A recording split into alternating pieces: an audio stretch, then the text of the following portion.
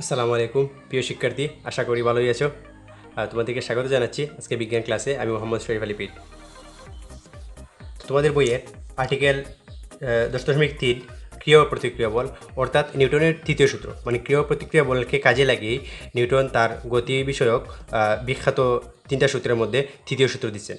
ওকে, আমরা গতদিনের পরীক্ষার মতো এটাকে একটু বোঝার চেষ্টা করব। গতদিনের পরীক্ষার মধ্যে একটা ছিল যে একজন লোক এই বস্তুটাকে এদিকে ধাক্কাইতেছে, ধাক্কানোর ফলে বস্তুটা এই জায়গা থেকে এই জায়গায় সরণ হয়েছে, অর্থাৎ বল যখন এদিকে দিছে এই জায়গায় সরছে। এখন যদি সে বল প্রয়োগ করা ছেড়ে দেয় তখন দেখবো বস্তুটা এখানে থেমে গেছে। অর্থাৎ এই বস্তুটা থেমে যাওয়ার কারণ হচ্ছে যে এখানে এই নিচের দিকে যে পৃষ্ঠটা আছে এটা খাঁজকাটা পৃষ্ঠটা, যদিও বস্তুটার বল দেওয়া হচ্ছে এইদিকে, আর খাঁজকাটা পৃষ্ঠটা উল্টা দিক থেকে কিছু একটা বল দিছে। এদিকে যদি ক্রিয়া বল হয় তাহলে উল্টা দিক থেকে তার প্রতিক্রিয়া বল কাজ করতেছে। ঠিক একই রকম এখানে একটা স্প্রিং বাঁধা আছে। এই এক ব্যক্তি হাত দিয়ে এইটাকে এই দিক বরাবর এফ বলে টানতেছে, যার ফলে স্প্রিংটা ভিতরের দিকে একটা টান দিবে। অর্থাৎ সে যদি কাজ করে তার যদি ক্রিয়াবল এই দিকে হয় তাহলে স্প্রিংয়ের প্রতিক্রিয়া বল মানে স্প্রিং উল্টা দিক থেকে তার বল জানাবে এইদিকে। একদিকের বল যদি F1 হয় আর উল্টা দিকের বল উল্টা দিকে হবে F2। তার মানে যত বলে সেই দিকে টানবে ঠিক তত বলে স্প্রিংটা উল্টা দিকে টানতে থাকবে। আবার এখানে কোনো একজন ব্যক্তি এই বস্তুটাকে একটা ফুটবলকে লাথি দিল, লাথি দেওয়ার ফলে বস্তুটা আস্তে আস্তে এখানে আসলো। ওকে, বস্তুটা এখনও চলতেছে কিন্তু এই দেয়ালের মধ্যে কিন্তু গিয়ে বাধা পাবে, অর্থাৎ এই দেয়ালটা তাকে বাধা দিবে। সে যদি এই দিকে বল প্রয়োগ করে এই দেয়ালটা ঠিক তার উল্টা দিকে কোনো একটাকে বল প্রয়োগ করে, অর্থাৎ গতিশীল বস্তুকে থামায় দিতে পারে। এটাকে বলা হয় প্রতিক্রিয়া বল। অর্থাৎ কোনো বস্তু গতিশীল হওয়ার জন্য বা কোনো বস্তুকে এইদিকে বল দেওয়ার জন্য উল্টা দিক থেকে প্রতিক্রিয়া বল দিবে। যদি প্রতিক্রিয়া বল সমান অথবা তার চেয়ে বেশি হয় তাহলে বস্তুটা থেমে যাবে। যদি এই দেয়ালটা কাঠের তৈরি না হয়ে হালকা কোনো একটা বস্তুর তৈরি হইতো তাহলে এটা অল্প একটু প্রতিক্রিয়া বল এইদিকে দিত, যার কারণে এই বলটা তাকে ধাক্কা দিয়ে, মানে এই ফুটবলটা, এটা কিন্তু বল ফোর্স না, ফুটবল বলতেছি, এই বলটা তাকে এই বস্তুটাকে ধাক্কা দিয়ে সরিয়ে ফেলতো। অর্থাৎ প্রতিক্রিয়া বল প্রতিক্রিয়া বল ফোর্স যদি এটার চাইতে কম হয় তাহলে বস্তুটা পড়ে যাবে। অর্থাৎ এটার ক্ষেত্রেও ক্রিয়া প্রতিক্রিয়া বল আছে, এটার ক্ষেত্রেও ক্রিয়া প্রতিক্রিয়া বল আছে এবং এটার ক্ষেত্রেও ক্রিয়া প্রতিক্রিয়া বল আছে। এই জিনিসটাকে কাজে লাগিয়ে নিউটন তার থার্ড ল, অর্থাৎ নিউটন থার্ড ল গতি বিষয়ক তৃতীয় সূত্র দিয়েছেন। অর্থাৎ প্রত্যেক ক্রিয়ারই একটি সমান ও বিপরীত প্রতিক্রিয়া আছে। ইংরেজিতে বলে everything has its own and opposite reaction.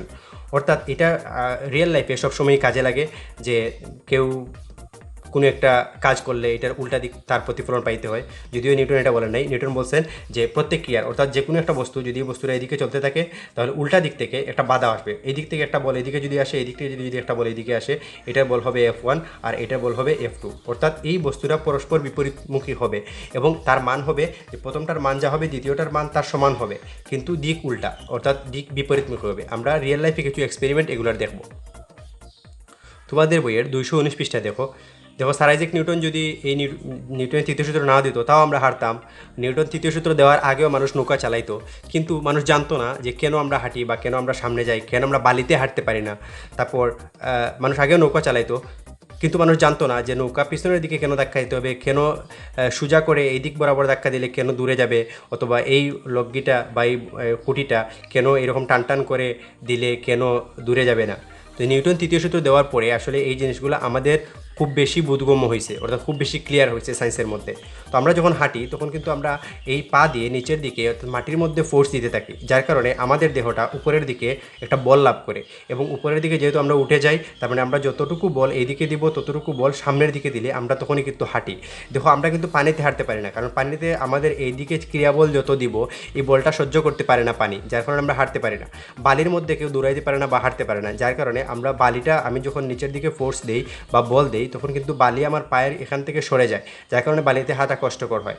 নৌকা যখন চালায় তখন মাঝি বইটা দিয়ে যদি পানি সরায় তাহলে পানির দিকে যেদিকে বল দিবে ক্রিয়াবল দিবে উল্টা দিকে তার প্রতিক্রিয়া বল হবে, যার কারণে আমরা নৌকা চালাইতে পারি। অথবা কোনো একটা খুঁটি দিয়ে যখন মাটির মধ্যে পানির নিচে মাটির মধ্যে যখন বল দিবে তখন নৌকাটা এই দিক বরাবর বল দিলে নৌকাটা ঠিক তার সামনের দিক বরাবর আগাবে। অর্থাৎ পিছনের দিকে ক্রিয়া বল দিলে উল্টা দিকে প্রতিক্রিয়া বল কাজ করে। ক্রিয়া এবং প্রতিক্রিয়া বল আছে বলেই আমরা পৃথিবীতে চলতে পারি এবং আমরা পৃথিবীতে স্বাধীনভাবে চলাফেরা করতে পারি।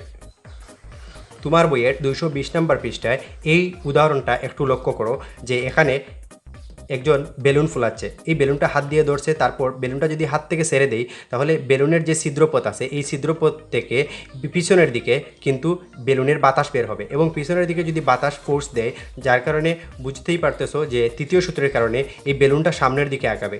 এই তৃতীয় সূত্রকে লক্ষ্য করে কিন্তু আধুনিক রকেট এবং বড় বড় বিরাটাকার যান তৈরি হয়েছে। তোমরা যদি রকেট চলাচল দেখো তাহলে দেখবা অনেক বেশি পরিমাণ জ্বালানি নিঃসৃত করে পিছনের দিকে, এবং এত বেশি দ্রুত জ্বালানি নিঃসৃত করে বা জ্বালানো বের করে দেয় যার ফলে আগুন ধরে যায়, অর্থাৎ আগুনের সৃষ্টি হয়। যত বেশি পরিমাণ রকেট পিছনের দিকে, ঠিক একই রকম রকেট পিছনের দিকে জ্বালানি ছেড়ে দিবে তত বেশি পরিমাণ রকেটটা কিন্তু সামনের দিকে যাইতে থাকবে, অর্থাৎ এখানেও নিউটনের তৃতীয় সূত্র খাটে। আরও কিছু এক্সপেরিমেন্ট দেখি, চলো।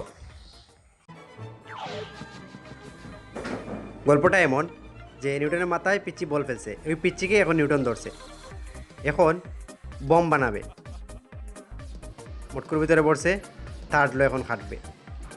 মটকুটা সামনে যাবে, পিচ্চি যখন সামনে যাবে প্রত্যেক ক্রিয়া সামনের দিকে যাবে, আর মটকুটা সমান ও বিপরীত প্রতিক্রিয়ার জন্য পিছনের দিকে সরে যাবে। এই জন্য প্রত্যেক ক্রিয়ার সমান ও বিপরীত প্রতিক্রিয়া আছে। নিউটন এখন চেয়ারে বসছে, অপেক্ষা করতেছে। ওজন নিচের দিকে যখন কাজ করে তখন এই চারটা আমাদেরকে উপরের দিকে তুলে রাখে। এটাও নিউটনের তৃতীয় সূত্র।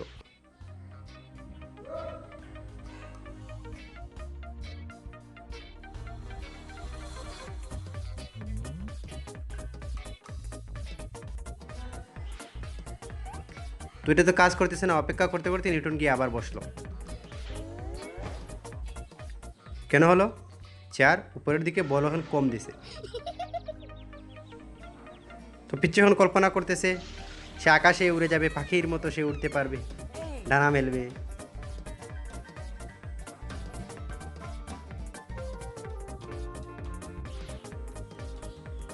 পাখি যখন উড়ে, এটাও নিউটনের তৃতীয় সূত্র। পাখা নিচের দিকে বল দে, বাতাসকে ধাক্কা দে, আর বাতাস উপরের দিকে প্রতিক্রিয়া বল দে।